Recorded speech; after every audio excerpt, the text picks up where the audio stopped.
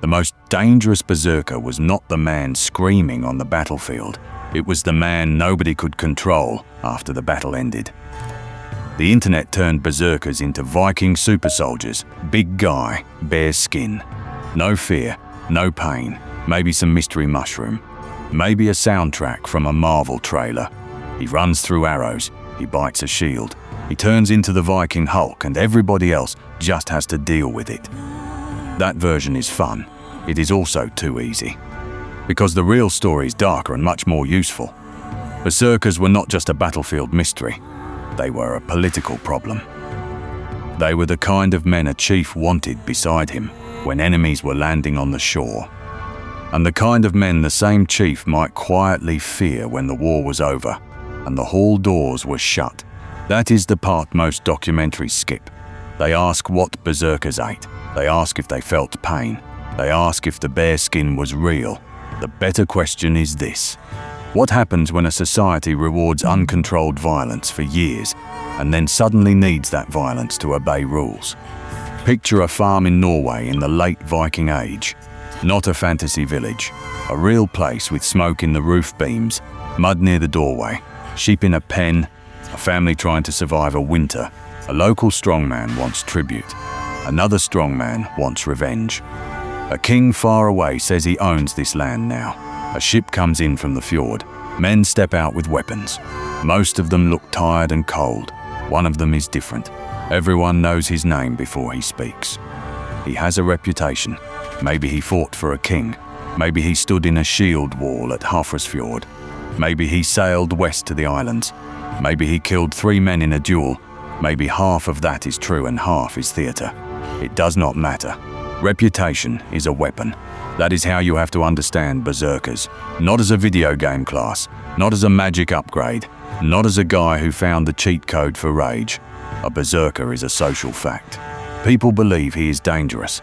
He performs danger in public. He carries that fear from battlefield to drinking hall to courtroom to farm road. And once fear becomes part of politics, everybody wants to use it. In the modern imagination, Vikings are already violent enough.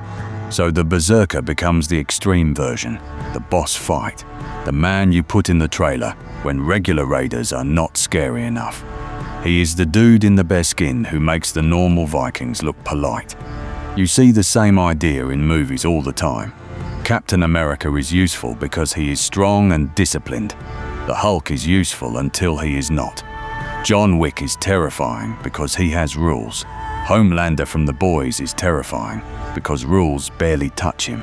Berserkers sit in that second category. They are not scary only because they can kill. They are scary because ordinary pressure may not work on them. The old sources give us a picture that is loud and strange. Men who go into battle without armor. Men who are mad as dogs or wolves. Men who bite their shields. Men who are strong as bears or bulls. Men who seem untouched by fire or iron. This is the famous image. This is the image that survived. But slow down. The sources are not security camera footage from the 9th century. A lot of the best-known descriptions were written down later by Christian Icelanders. Snorri Sturluson wrote in the early 1200s, that is centuries after the Great Raids began. So when Snorri describes the old fury of Odin men, he is not live tweeting a Viking battle. He is preserving and shaping old stories for a different world. That does not mean everything is fake. It means we have to be adults about the evidence. The earliest strong traces point to special warrior groups around kings and famous leaders. The word berserker is often linked with bear shirts or bear skins. Another group called Ulfhednar is linked with wolf skins. Bear men and wolf men may be literal skins, may be titles, may be ritual identities. Maybe all of it depending on place and time. The point is not fashion, the point is role. In a world without modern police, without a state monopoly on violence, without a neat chain of command reaching every valley. A ruler needs men who can make fear travel faster than messages. He needs men who do not look ordinary. He needs men whose presence says something before negotiation even starts. This is why animal imagery matters. A bear is not subtle. A wolf is not a town clerk. A man wearing that identity is telling everyone in the hall that he belongs to a different category of danger. Imagine a feast hall in Western Norway. The benches are full. The ale is moving. A local ruler is trying to impress guests. Then his hard men come in. Not farmers with spears, not boys playing warrior. Men known for going into battle in a frenzy. Men who have already survived violence. Men who may not care if tonight turns ugly. The ruler does not need to threaten anyone. The room understands. That is politics. Now take the famous shield biting. Modern people laugh at it because it sounds ridiculous. Some guy chewing his gear before battle. But in a pre-modern battlefield, it is not ridiculous. It is theater with consequences. It tells the enemy this man has stepped outside normal fear. It tells his own side the same thing. It changes the mood before the first spear is thrown. Every army understands performance. Roman standards, samurai armor, Napoleonic drums, modern soldiers with unit patches and skull art on vehicles. None of that is magic. It is identity. It is morale. It is intimidation. Berserker behavior sits in that same human zone. Ritual reputation. Group pressure. Real violence. The problem begins when battlefield theater does not stay on the battlefield. A chieftain loves a violent specialist when another chieftain is the target. He hates that same violent specialist when he starts threatening neighbors who pay taxes, or challenging men at feasts, or forcing duels, or taking women, or treating farms like defeated villages. Then the weapon becomes a headache. This is where the story gets more real than the myth. Viking society was not chaos all day, every day. That is another lazy version. These people had law assemblies, or torty rules, marriage arrangements, compensation payments, feuds with procedures, oaths, witnesses, public judgment. The law did not always stop violence, but it gave people a way to argue about violence. It gave power a shape. At places like Thingvellir in Iceland, men gathered for law and disputes. They did not have a modern courtroom with a judge in a black robe, but they had rules, they had public memory, they had speakers. They had families watching. Reputation mattered there too. A man who was dangerous could win respect, but a man who was dangerous to everyone became a problem. That is the line Berserkers kept crossing in stories. In saga after saga, the Berserker is not only a heroic battlefield beast, he often becomes the man who arrives at a farm and makes life impossible. He is the bully with legal language, the violent guest, the professional challenger, the guy who turns honor into extortion. A normal Hollywood villain says, "Give me your money." A saga Berserker can make it sound legal. Fight me. Defend your claim. Prove your honor. Accept the duel. If you refuse, you are weak. If you accept, you may die. If he is known as a Berserker, the whole system bends around fear. That is not just a personality issue, that is a governance issue. Because once private violence becomes stronger than public law, law starts looking fake. This is the part that connects Berserkers to a much bigger historical shift. Early Viking Age power was personal. You followed a leader because he fed you, paid you, gave you silver, gave you land, gave you chances to raid. A king was not a modern president. He was a man who had to keep dangerous followers happy. That means the ruler was not always above the violent men. Sometimes he was dependent on them. Think about that. A war leader gathers fierce fighters. They help him win. Now he has land, tribute, reputation. But those fighters expect reward. They did not risk death for a handshake and a thank you. They want silver. Seats in the hall, legal protection. Maybe a wife from a good family. Maybe the right to push people around. Maybe the right to keep acting like the rules are for smaller men. This is not ancient weirdness. This is politics everywhere. Armed groups are useful during unstable times. Then peace arrives. The leader needs taxes, courts, church support, trade, farmers who do not flee. Suddenly the old hard men are not heroes. They are bad for business. That is the real death sentence for the Berserker image. Not weakness, not better swords. Not Christianity alone. Not one law written on one day and boom, done. It is the slow rise of rulers who cannot afford freelance terror anymore in Norway. The old patchwork of chiefs and petty kings slowly moves towards stronger royal power. In Iceland, families and chieftains fight inside a legal culture that still fears unchecked violence across Scandinavia. Christianity brings new moral language and stronger written law. Kings want to be more than first among fighters. They want to be the source of order, and order has enemies. The Berserker becomes one of them. Look at the way later stories treat him.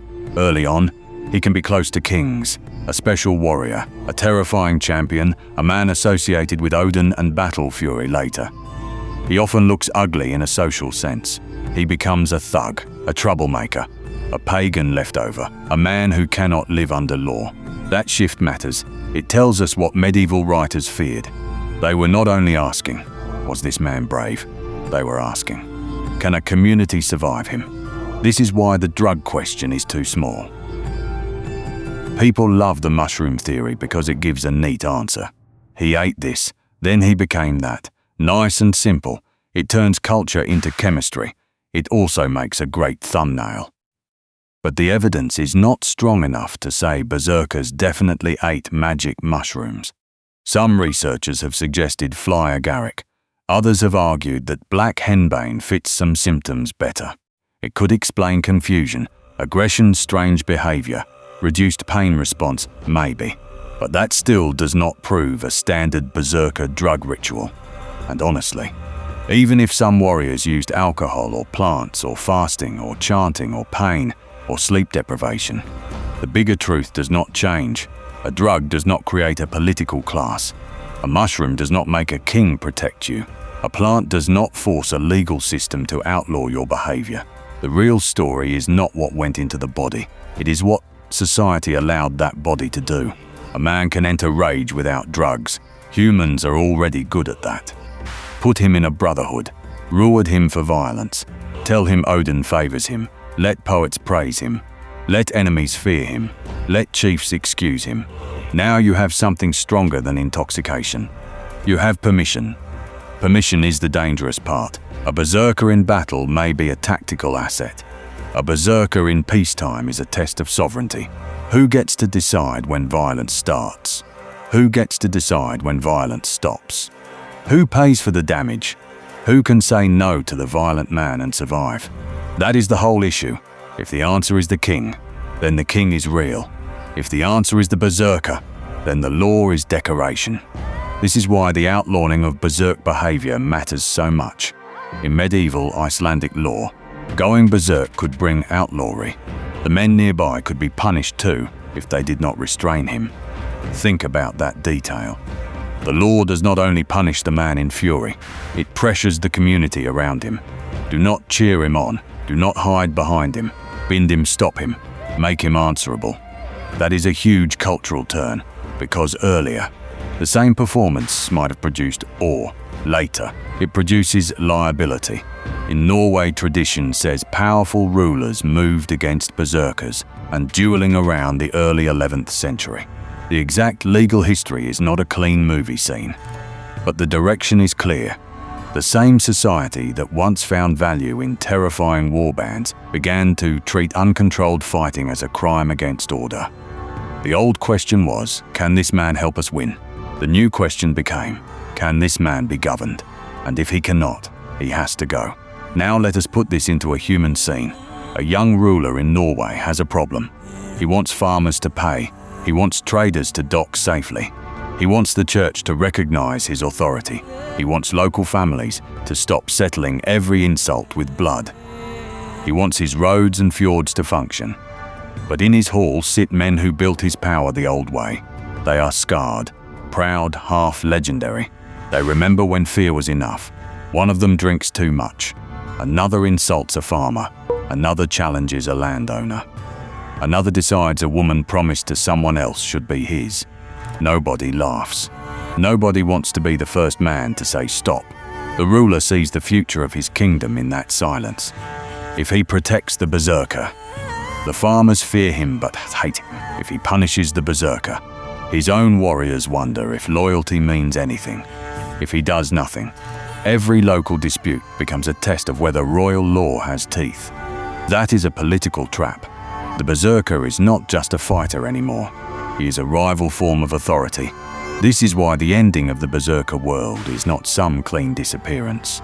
It is a demotion, a cultural downgrade, from sacred terror to criminal nuisance, from elite war fury to outlaw behavior, from kingly weapon to embarrassing leftover. That is brutal, and it is very believable. Societies often do this. They celebrate a type of person during crisis, then condemn him when stability returns. The pirate becomes a criminal after the navy gets stronger. The frontier gunfighter becomes a public danger after towns hire marshals. The warlord becomes unacceptable after the state builds an army. The revolutionary street fighter becomes a problem after the revolution wants offices and taxes. Berserkers fit that pattern during expansion and feud. They are useful during law and kingdom building. They are expensive during Christian moral reform. They are suspicious during written legal culture. They are evidence of what must be controlled. This is the adult version of the Berserker story. Not that rage made them unstoppable, but that society had to decide whether rage could have a legal address.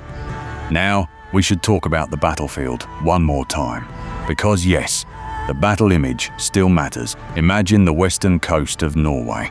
Late 9th century, the traditional story places the Battle of Hafrsfjord in the age of Harald Fairhair. The exact date is debated. People often say around 872. The location is near modern Stavanger. A fjord with cold water, hard slopes, ships coming in, local rulers trying not to be swallowed by a larger king. If a ruler like Harald had men with berserker reputations, their value was not only killing power, it was shock. A shield wall is a nervous machine. Men stand close because the man beside them stands close. Fear spreads when that line breaks in the mind before it breaks in the body, said in men who look as if death does not bargain with them. Men who howl, men who bite shields, men who wear animal skins. Maybe the enemy line holds, maybe it does not. That moment can decide a fight, but after the fight, the same men need food. Paid nut woman land, or another war. A king can keep feeding them as long as conquest continues. But what happens when conquest slows? Then the bill arrives. This is why the myth of the Berserker as a simple super soldier is actually childish. A super soldier belongs to an army. He has a mission, he has command structure, he has a uniform, he gets deployed and recalled. A Berserker belongs to an older world where command is personal and unstable, where loyalty is negotiated over meals, where a famous violent man may obey today and refuse tomorrow, where the difference between royal champion and outlaw robber can be one insult at dinner. That instability is the story, and the sagas know it. They often use berserkers as stress tests for heroes. A berserker shows up, he threatens, he demands, he challenges. The hero must defeat him on the surface. That is action. Underneath, it is social repair. The hero is not just beating a strong man. He is putting disorder back in its place. That is why these episodes can feel almost like a western. A stranger rides into town. He scares decent people. He has a reputation. The sheriff is weak. The locals whisper. Then someone has to stand up and prove that the town is not owned by the gunman. Swap the saloon for a Norse hall. Swap the revolver for an axe. The political logic is the same. The violent specialist is useful outside the law. The community survives by dragging him back under it. One of the most famous saga patterns is the Berserker, who comes to a farm and tries to force a marriage or a duel. This is not random. Marriage is politics. Land is politics. Honor is politics. A Berserker who can bully his way into those systems is not just annoying. He is rewriting society through fear, and the law cannot tolerate that forever. Now, let us be fair. Not every man called a Berserker was probably the same. Some may have been elite retainers. Some may have been ritual warriors. Some may have been bodyguards. Some may have been professional duelists. Some may have been later literary villains wearing an old label. The word changes depending on source and century. That uncertainty is not a weakness. It is the point. Berserker was not a neat job title printed on a badge. It was reputation shaped by war. ritual, pottery. Fear, and later moral judgment when you hear the word today. You picture one type of warrior. Medieval audiences may have heard a whole argument. Pagan past, violent masculinity, light service, social danger, outlawry, gods, law, broken control. That is a lot heavier than magic mushrooms. The connection with Odin also matters. Odin is not just a wise old wizard with ravens. He is a god of war, the hatred, frenzy, kingship, and dangerous knowledge. If a warrior is seen as an Odin man, that is powerful. But once Christian writers are shaping the story, that old sacred connection can turn dark. What once looked holy can be recoded as demonic or savage. That is how cultural memory works. Winners do not only beat old systems with swords, they rename them. The Berserker becomes a warning about the old world. Not every old warrior is evil. Not every Christian king is gentle. Do not make this too clean. Kings used violence too. Christian rulers burned, killed, and coerced when it suited them. The difference is not violence versus peace. The difference is authorized violence versus freelance violence. That is the hard truth. The state does not end violence. It tries to own violence. Berserkers were dangerous because they represented violence that could escape ownership. That is why this topic still feels modern. Every society has versions of this problem. Militias after war, gang leaders after a collapse, mercenaries after a contract ends, accurate police after the regime changes. Fighters who were useful yesterday and terrifying today. The uniform changes, the problem does not. What do you do with men trained and rewarded to cross lines when you suddenly need lines to matter? That is the Berserker question, and once you see it, the whole myth changes. The screaming man in the bear skin is not the center of the story. He is the symptom. The center is the ruler watching him, the farmer fearing him, the law trying to name him, the community deciding whether to admire him or bind him. That is why the phrase going berserk survives so well. It does not just mean being angry. It means becoming ungovernable for a moment. It means the rules lost contact with you. That is thrilling in fiction. It is terrifying in a small society where everyone knows where you sleep. Now imagine being a normal person in that world. You are not a king. You are not saga hero. You are a farmer outside a fjord settlement. You hear that a group of armed men has arrived. One is called a berserker. Maybe he never enters trance. Maybe he never bites a shield. Maybe he just sits at your table and smiles at your daughter. That is enough. The myth works even without the performance, because reputation arrives before the man. That is what made berserkers politically valuable and socially poisonous. A chief could send one man and get the effect of 10. A rumor could soften resistance before a blade came out. A duel challenge could steal land without a raid. A seat in a hall could silence an argument. Fear does labor. But fear also spreads in directions you cannot control. A ruler who uses terror teaches everyone that terror works. Then he has to act shocked when his own hard men use the same method for themselves. That is not a Viking problem. That is a human problem.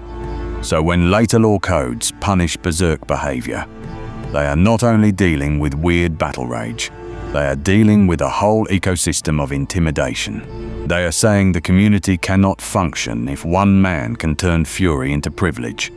That is why the detail about binding him matters.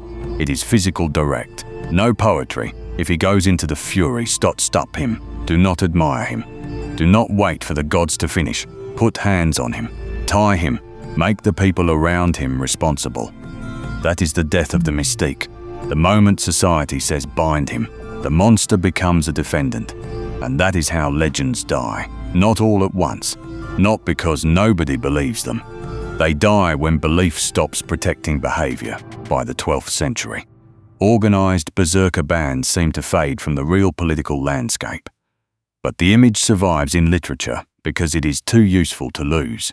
Writers can use berserkers to talk about old pagan violence, Bok masculinity, abusive power, Torquik testing, and the victory of order over chaos. The bearskin remains, the shield biting remains, the fury remains. But the social meaning changes. Earlier, He is the nightmare you unleash on enemies. Later, he is the nightmare your own law must defeat. That is the whole twist. So no, Berserkers were probably not Marvel-style super soldiers. They were not all drugged zombies.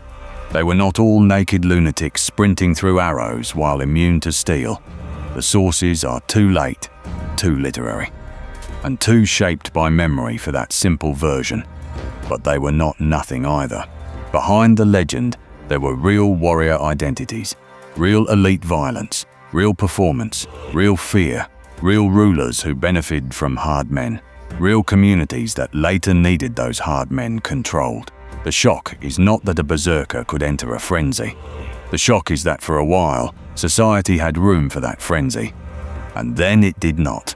That is where the story ends.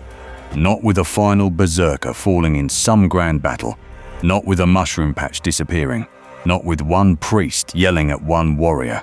It ends with farms needing peace, traders needing trust, kings needing taxes, churches needing obedience, and laws needing to look stronger than the man who bites his shield. The berserker disappears because the world around him changes. The Viking Age rewards reputation built on fear. The medieval kingdom rewards obedience wrapped in law. A man who cannot make that transition becomes a relic, then a criminal, then a monster in stories. And that is the part that should stick with you. The most dangerous berserker was not the man screaming before battle. That man could still be pointed at an enemy. The most dangerous berserker was the man still screaming after the battle, in the hall, on the farm road, at the law assembly, in front of people who wanted to live under rules now. Berserkers did not disappear because they were weak. They disappeared because kings and laws could no longer afford them.